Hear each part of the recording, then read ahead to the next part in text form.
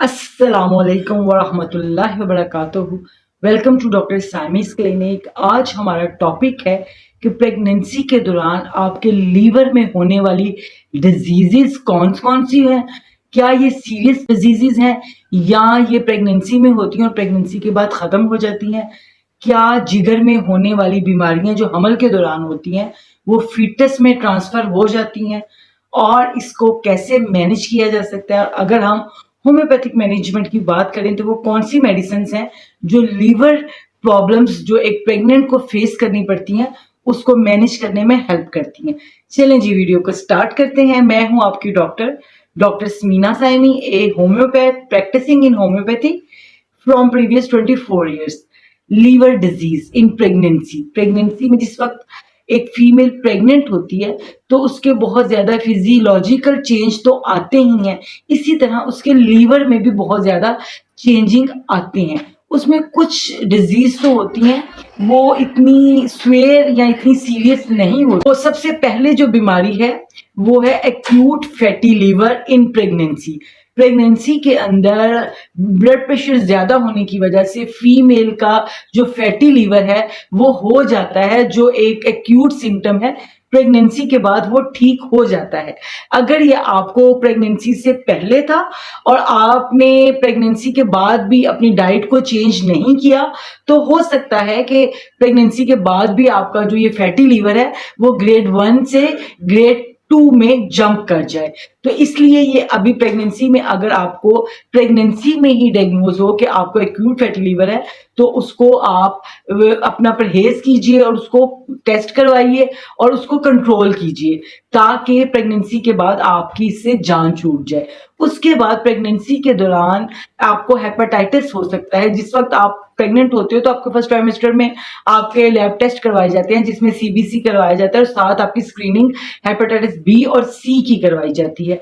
और अगर इसमें से आपको कोई हेपेटाइटिस बी या सी डायग्नोज हो जाता है तो उसका फिर अलग से ट्रीटमेंट भी है जो बाज़ दफ़ा प्रेगनेंसी के बाद किया जाता है।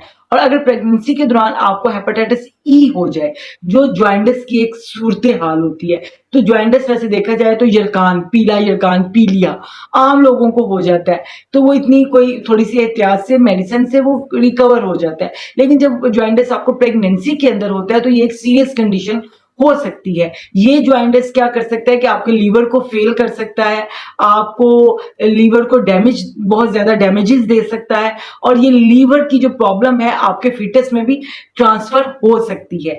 तो इसके लिए आपको अपने SGOT, SGPT और गामा GT आपको ये करवाने चाहिए ताकि आप उसकी डायग्नोज करके उसकी आप ट्रीटमेंट मैनेजमेंट ले सके। जो लास्ट कंडीशन है लीवर की जो सीरियस है, intrahepatic cholestasis of pregnancy. Intrahepatic cholestasis of pregnancy जो है ये एक सीरियस कंडीशन है। इसके अंदर आपका लीवर डैमेजेस होता है, लेकिन खुशकिस्मती से अल्हम्दुलिल्लाह ये 99% रिकवर हो जाता है, रिवर्सेबल है। बस 1% जो रिवर्स नहीं होता उनमें प्रीमेच्योर डिलीवरीज या इंट्रायूट्राइन फीटस डेथ की सिम्टम्स जो प्रॉब्लम्स जो हैं वो देखने को आई हैं। ये जो IHCP जो लीवर कंडीशन है इसकी सिम्टम्स कोई खास नहीं होती हैं। इसकी सिम्टम्स में पेशेंट को ईचिंग फील होती है, उसको खासकर जो ईचिंग है उसकी बॉडी में होती है और खासकर हाथों में और पाँव के सोल्स में होती है, जो बहुत ज्यादा ईचिंग होती है जैसे कोई चीज स्ट्रेच चीर रही है। तो पेशेंट इसकी वजह से बहुत ही ज्यादा इरिटेट होता है और उसकी नींद डिस्टर्ब होती है प्रेगनेंसी में। इसका स्पेसिफिक तो कोई टेस्ट नहीं होता, लेकिन बाइल एसिड एक टेस्ट करवाया जाता है। वो उसकी अगर मिकदार थोड़ी 10 से ज्यादा आ जाए तो थोड़ा उसको मैनेजमेंट किया जाता है। इसकी सिम्टम्स में बस आपको ईचिंग ही फील होगी। वो ईचिंग में कोई दाना नहीं, कोई आंवला नहीं, कोई कुछ भी नजर नहीं आता, जस्ट ईचिंग एंड बर्निंग रहती है पेशेंट को। तो जब आपका सेकंड ट्राइमेस्टर हो जाए, क्योंकि ये ज्यादातर सेकंड से थर्ड ट्राइमेस्टर में होता है, IHCP अगर आपकी हिस्ट्री में है, आपको मदर को थी, आपकी बहन को हुई प्रेगनेंसी में, तो बहुत ज्यादा चांसेस हैं कि आपको भी हो सके। लेकिन ये एक सीरियस कंडीशन होने के साथ साथ रिवर्सेबल है। तो इसमें अपने टेस्ट को करवाइए, अपनी मेडिसिन को यूज कीजिए और इसमें जो मेडिसिन होम्योपैथिक کی مینجمنٹ ہے وہ آپ کو پتا ہے تمام میڈیسنز اکارڈنگ ٹو سمٹمز ہیں. جو بہت زیادہ یوز ہوتی ہیں اس میں ڈائسکوریا ہے, اس میں نقص ومیکا ہے, اس میں چیلیڈونیم ہے, اس میں کولیسٹرونیم ہے, اور اس میں برائیونیا ہے, اس میں کینتھرس ہے, اس میں اگر بہت زیادہ بے چینی ریسٹلیسنس ہے تو اس میں آپ آرسینیکم بھی دے سکتے ہیں.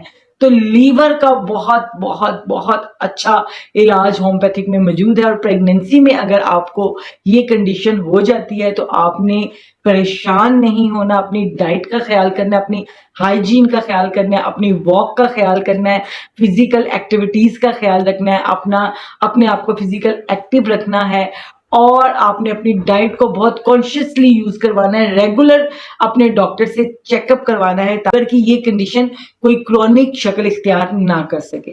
آئی ہوپ سو یہ انفارمیشن آپ کے لیے بینیفیشیل ہوگی. تو انشاءاللہ ملتے ہیں نیکسٹ ٹاپک کے ساتھ. تب تک کے لیے اللہ حافظ. پاکستان زندہ باد.